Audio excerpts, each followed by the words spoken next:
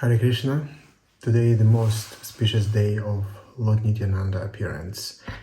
And although we regularly read from the 10th canto of Srimad Bhagavatam on the festival days and on Ekadashi, we honor either respective Ekadashi or the festival today, one of the greatest festivals in our Vaishnava tradition, the most merciful Lord. We know that the most merciful Namahavadnyaya is Lord Chaitanya Mahaprabhu, but even more merciful than Chaitanya Prabhu is Nityananda Prabhu, and we all the products of Lord Nityananda's mercy. As I just was out, His Holiness Indradyumna Swami came to Mayapur, and he was saying, we are not better than the materialist.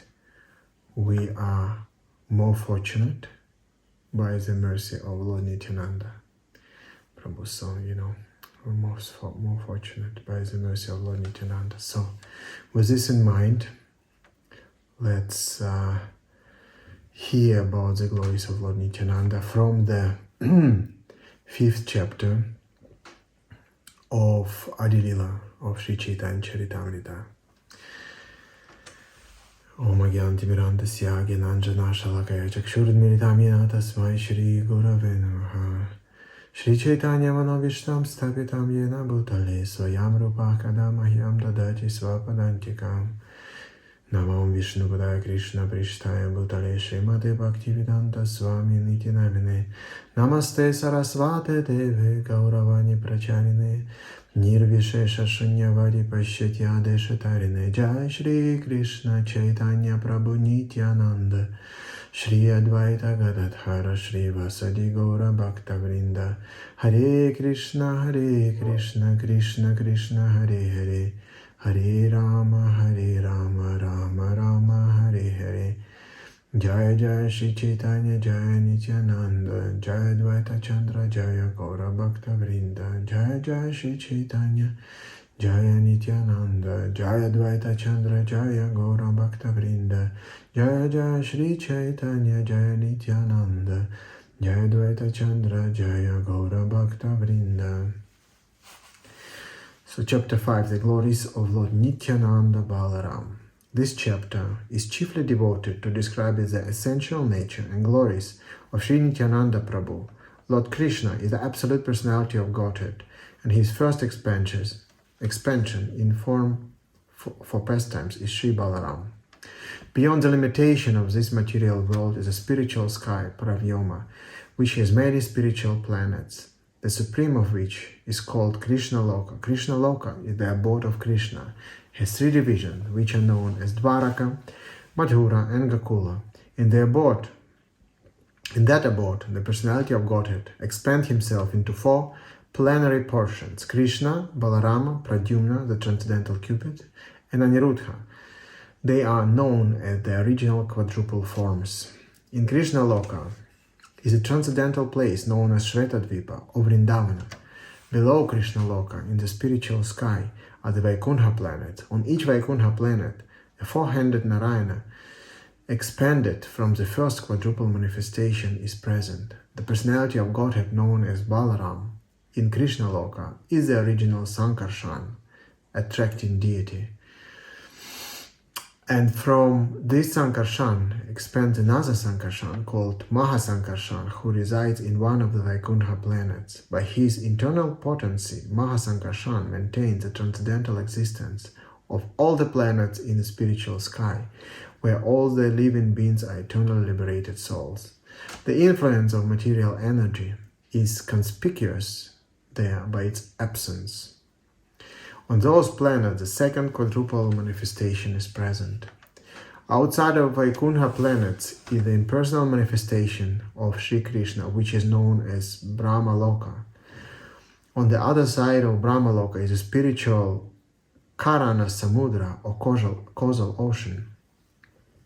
The material energy exists on the other side of the causal ocean without touching it.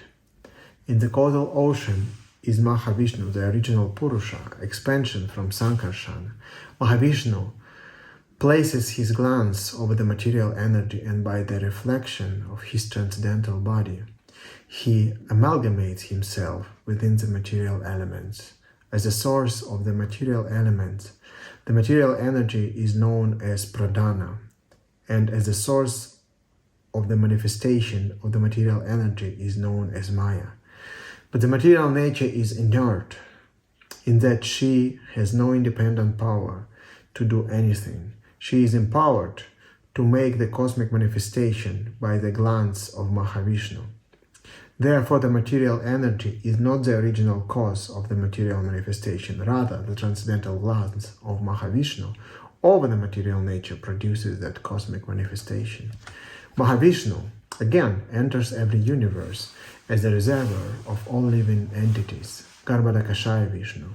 From Garbhodakashaya Vishnu expands Kshirodakashaya Vishnu, the supersoul of every living entity. Garbhodakashaya Vishnu also has his own Vaikuntha planet in every universe, where he lives as a supersoul or supreme controller of the universe. Garbhodakashaya Vishnu reclines in the midst of watery portion of the universe and generates the first living creature of the universe, Brahma. The imaginary universal form is the partial manifestation of Garbhodakashaya Vishnu. Imagine, Srila Prabhupada writes, the imaginary universal form. So the universal form actually does not exist. It's kind of, it's not a person, right? That Krishna has this, the mountains are his bones, the trees and the grass, hair on his body, the sun is his eye, and the moon his eyes, and the rivers are his veins. So it's imaginary, it's for meditational purpose only. It actually does not exist as a person, but it's still, this imaginary universal form is a partial manifestation of Garbhodakashaya Vishnu. On the Vaikuntha planet, in every universe is an ocean of milk, and within that ocean is an island called Shvetadvip, where Lord Vishnu lives. Therefore, this chapter describes two Shvetadvipas, one in the abode of Krishna and the other in the ocean of milk in every universe. So I just realized that I better summarize, because I know it's a lot of technical things, and maybe, it might go over anybody's head if it just goes on continually. So that in each universe there's a Shvetadvip, right? Ocean of milk in which Lord Vishnu resides, and this island on which he resides called Shvetadvip. So Srila Prabhupada says, so we're reading actually the summary of the chapter for now. It's not the text. So, and Srila Prabhupada says there's two Shvetadvipas, one in each universe, and that Shvetadvipa in Krishna Loka, yeah? So that Shvetadvipa in the abode of Krishna is identical with Vrindavan Dham, which is the place where Krishna appears himself to display his loving pastimes. In Shvetadvipa, within every universe, is a Shesha form of Godhead, who serve Vishnu by assuming the form of his umbrella, slippers, conch, pillows, garments, residence, sacred thread, throne, and so on. So the form, Shesha form of the Lord Vishnu,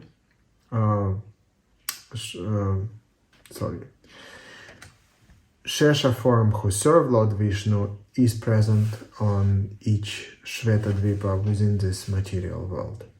Lord Baladeva in Krishna Loka is Nityananda Prabhu. Therefore, Nityananda Prabhu is the original Sankarshan, and Mahasankarshan and his expansion as Purushas in the universes are plenary expansions of Nityananda Prabhu. So Srila Prabhupada says that Balaram is Nityananda, Nityananda is Balaram. So all the Purushas, of course, Srila Prabhupada says this to summarize what Krishnadas Kaviraj Goswami is saying in the chapter. So all the Purushas coming from original secondary Purusha, which is, Nityananda, Balaram, are all expansions as expansion of Lord Baladev, so they are expansions of Lord Nityananda Prabhu, because Balaram and Nityananda are not different. In this chapter, the author has described the history of leaving home for a personal pilgrimage to Vrindavan, and he's achieving all success there. In this description, it is revealed that the author's original paternal home and birthplace were in the district of Katwa, in the village of Jamatpura, which is near Naihati. Krishnadas Kaviraja's brother invited Sri Minaketana Ramdas, great devotee of Lord Nityananda, to his home, but a priest named Gunarnava Mishra did not receive him well, and Krishnadas Kaviraj Goswami's brother, not recognizing the glories of Lord Nityananda, also took sides with the priest. Therefore, Minaketana Ramdas became sorry, broke his flute and went away. This was a great disaster for the brother of Krishnadas Kaviraj Goswami, but on that very night Lord Nityananda Prabhu himself graced Krishnadas Kaviraj Goswami in a dream and ordered him to leave on the next day for Vrindavan. And now we start, this was a summary of Srila Prabhupada, chapter summary, and now we start with the text one. Let me offer my obeisances to Lord Sri Nityananda, the Supreme Personality of Godhead, whose opulence is wonderful and unlimited. By his will, even a fool can understand his identity. All glories to Sri Chaitanya Mahaprabhu, all glories to Lord Nityananda, all glories to Advaita Acharya, and all glories to the devotees of Lord Sri Chaitanya Mahaprabhu. I have described the glories of Sri Krishna Chaitanya in 6 verses. Now, in 5 verses, I shall describe the glory of Lord Nityananda. The Supreme Personality of Godhead, Krishna, is the fountainhead of all incarnation. Lord Balarama is his second body. These two are one and same identity. They differ only in form. Lord Balarama is the first bodily expansion of Krishna, and he assists in Lord Krishna's transcendental pastimes. So the Lord Balarama is the first expansion. He differs, it's one and the same person, and he differs in form only. Krishna is blue, and Balaram is white. And he assists Lord Krishna in all transcendental pastime. That original Lord Krishna appears in Navadvipa as Lord Chaitanya, and Balarama appeared with him as Lord Nityananda. May Sri Nityananda Ram be the object of my constant remembrance. Sankarshana, Sheshanaga, and the Vishnus, who lie on the Karana ocean, Garbha ocean, and ocean of milk, are his plenary portions, and the portion of his plenary portions. Right, so before Srila Prabhupada said, the first quadruple expansion, Sankarshana, from him comes, and then Sheshanaga, another expansion, the original snake, or what is it? Yeah, snake on which the bed of Lord Vishnu, Shesha. And we have 3 Vishnus, right? Karanadakashaya Vishnu, Garbhadakashaya Vishnu, and Kshiradakashaya Vishnu. The plenary portions and portions of his plenary portions. Lord Balaram is the original Sankarshan. He assumed 5 other forms to serve Lord Krishna. He himself helps in the pastime of Lord Krishna, and he does the work of creation in 4 other forms. So he assists Krishna in 5 forms, and personally as Lord Balaram, the first form, he assists Lord Krishna in his pastimes. And then in other 4 forms, he does a lot of creation. So what are those forms? He executes the orders of Lord Krishna in the work of creation, and in the form of Lord Shesha, he serves Krishna in various ways. So we have 3 Vishnus, right? So other 4 forms are Kshiradakashaya Vishnu, Garbhadakashaya Vishnu,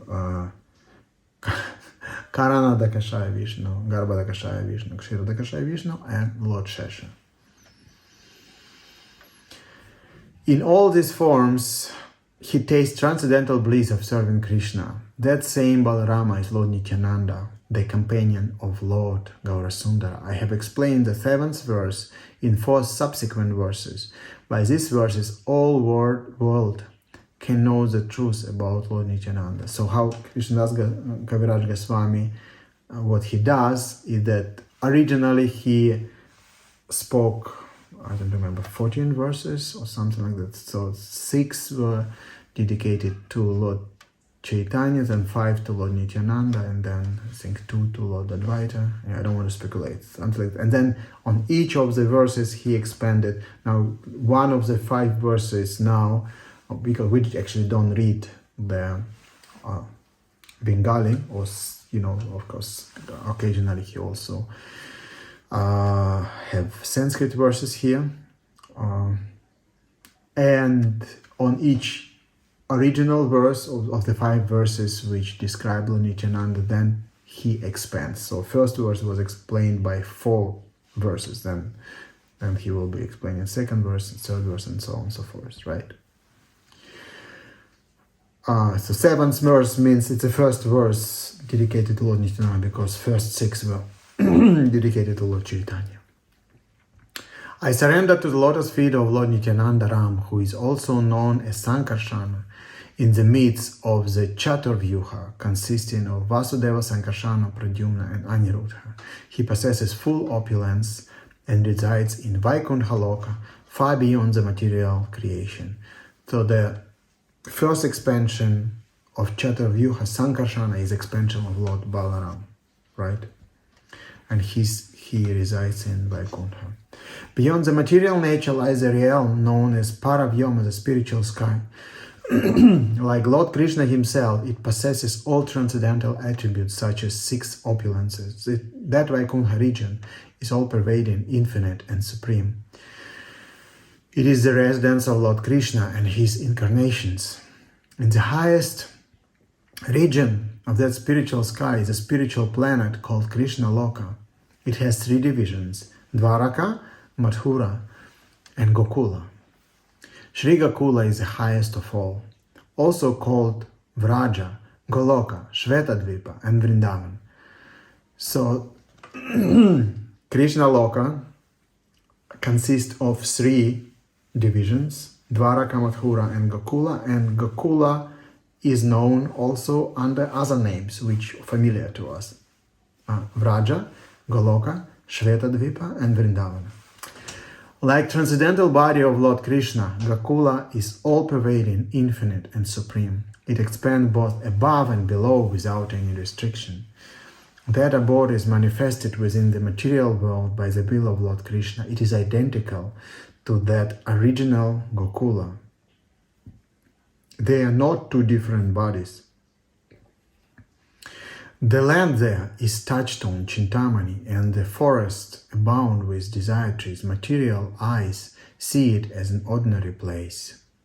If we go to Vrindavan, right, which is not different from Vrindavan and Goloka, completely identical. Of course, Goloka is unlimited. There's no time or space limitation on spiritual planet.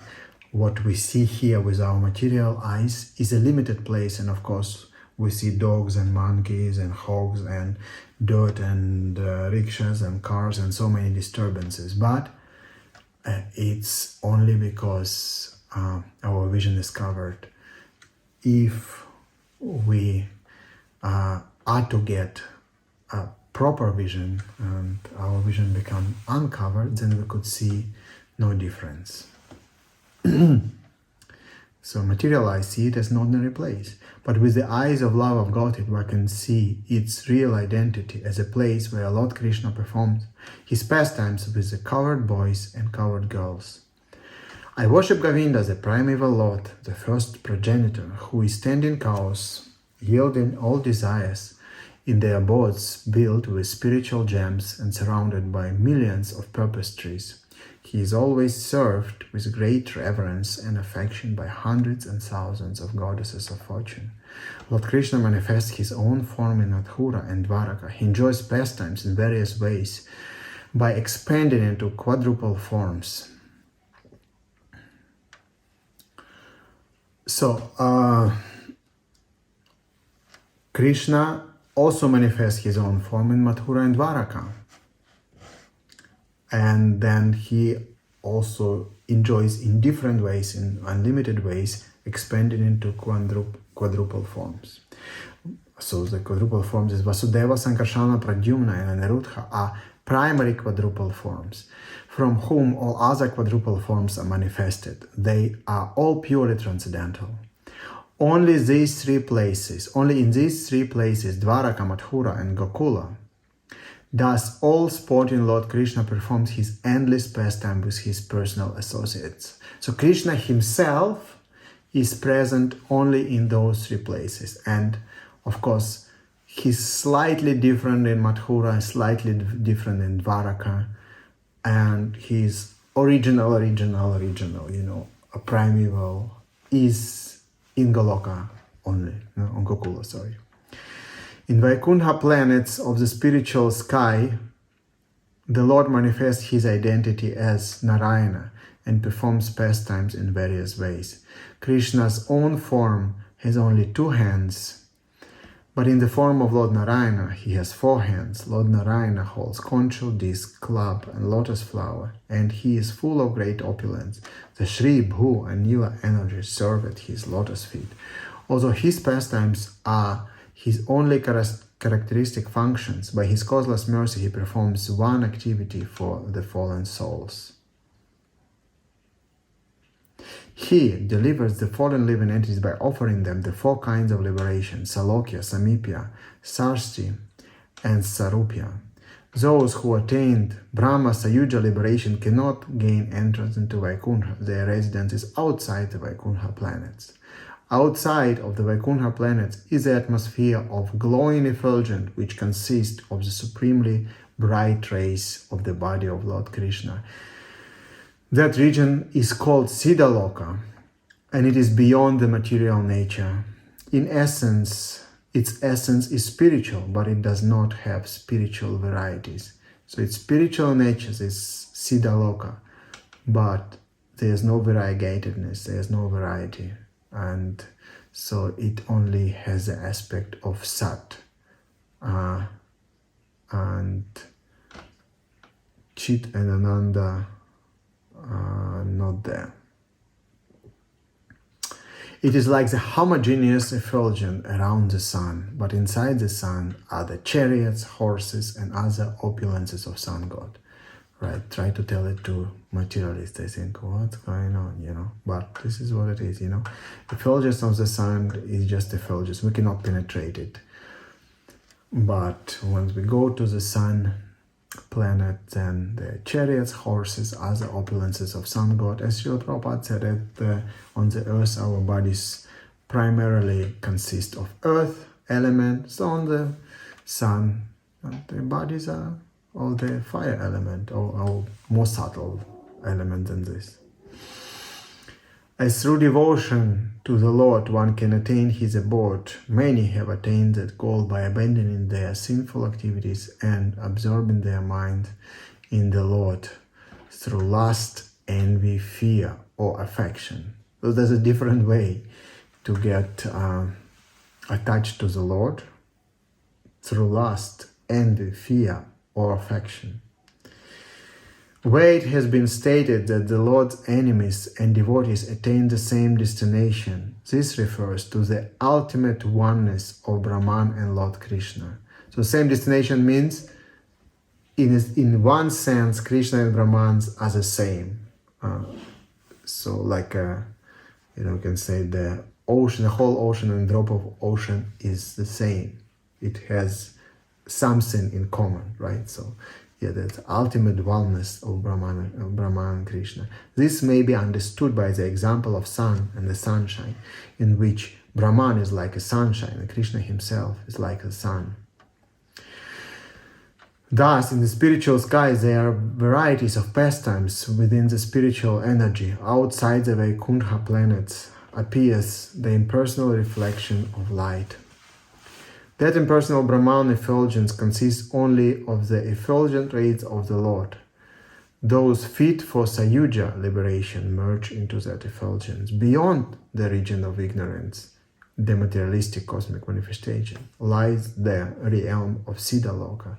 The Siddhas reside there, absorbed in the bliss of Brahman. Demons killed by the Lord also attain that realm. In the spiritual sky, one of the four sides of Narayana as a second expansion of the quadruple expansions of Dwaraka. In the spiritual sky, on the four sides of Narayana as a second expansions of the quadruple expansions of Dwaraka.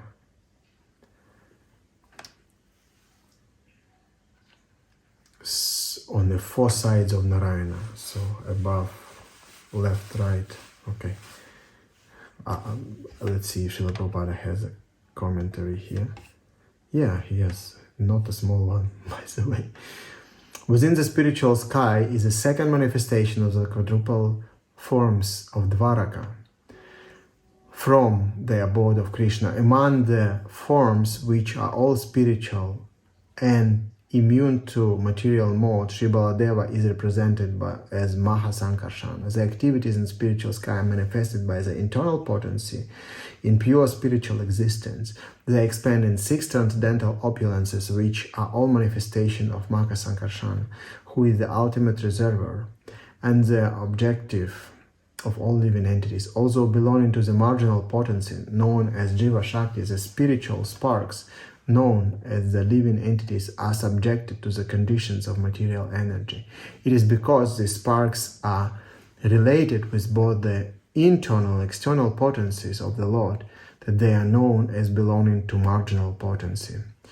In considering the quadruple forms of the absolute personality of Godhead known as Vasudeva, Sankarsana, Pradyumna, and Aniruddha, the impersonalists headed by Shripad Shankaracharya have interpreted the aphorism of Vedanta Sutra in a way suitable for the impersonalist school. To provide the intrinsic import of such aphorism, however, Srila Rupa Goswami, the leader of 6 Goswamis of Vrindavan, has properly replied to the impersonalists in his Laghu Bhagavatamrita, which is natural commentary on the aphorisms of Vedanta Sutra. Laghu Bhagavatamrita is a natural commentary on Vedanta Sutra. Interesting. The Padma Purana, as quoted by Srila Rupa Goswami in Laghu Bhagavatamrita, described that in the spiritual sky there are 4 directions corresponding to east, west, north, and south, in which Vasudeva, Sankarsana, Aniruddha, and Pradyumna are situated, right? So, as the verse says, in the 4 sides of Narayana, so it means exactly on the 4 sides of 4 directions. The same form are also situated in the material sky. The Padma Purana also describes a place in the spiritual sky known as Vedavati Pura, where Vasudeva resides. In Vishnu Loka, which is above Satya Loka, Sankarsana resides. Mahasankarsana is another name of Sankarsana. Pradyumna lives in Dvarakapuri, and Aniruddha lies on the internal bed of Shesha, generally known as Ananta Shaya, on the island called Shvetadvip in the ocean of milk. So wait. So Vasudeva, out of Vasudeva resides, so we have this quadruple form in Vedavati Pura. And then Vishnu Loka, above Satya Loka, is the residence of Sankarsana. And then his another name is Mahasankarsana. Pradyumna, the 3rd expansion, so first is Vasudeva, first quadruple expansion, lives in Vedavati Pura. 2nd expansion, Sankarshan, lives in Satya Loka. Pradyumna lives in Dvaraka Pura, and Aniruddha lies on the eternal bed of Shesha. Okay. I think I'm not sure what to make out of it, but this is the information. Coming back. Vasudeva, Sankarsana, Pradyumna, and Aniruddha constitute this second quadruple. They are purely transcendental. There in a spiritual sky, the personal feature of Balarama, called Mahasankarsana, is the shelter of spiritual energy. He is the primary cause, the cause of all causes. One variety of pastimes of spiritual energy is described as pure goodness, Vishuddha Sattva. It comprises all the abodes of Vaikuntha. The 6 attributes are all spiritual. Know for certain that they are all manifestation of the opulence of Sankarshan. The 6 attributes, I assume, let us see. Srila Prabhupada says something. Well, 6 attributes. Most probably we're talking about 6 opulences, maybe. All beauty, knowledge, renunciation, wealth. What is it?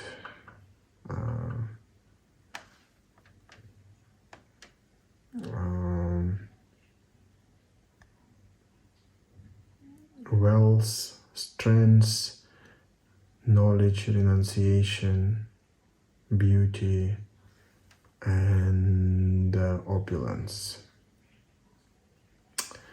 Okay. There is one marginal potency known as Jiva. Mahasankarshan is the shelter of all Jivas. Sankarshan is the original shelter of the Purusha, from whom this world is created and in whom it is dissolved. He, Sankarshan, is the shelter of everything. He is wonderful in every respect, and his opulences are infinite. Even Ananta cannot describe his glory. That Sankarshan, whose is transcendental pure goodness, is a partial expansion of Nityananda Balarama. I have briefly explained the 8th verse. Now please listen with attention as I explain 9th verse. So again, Krishnadas Kaviraj Goswami just took 2nd verse or the 8th verse of his series, or the 2nd verse, glorification of Nityananda, and all of this was just explanation. Now we come into the 9th verse.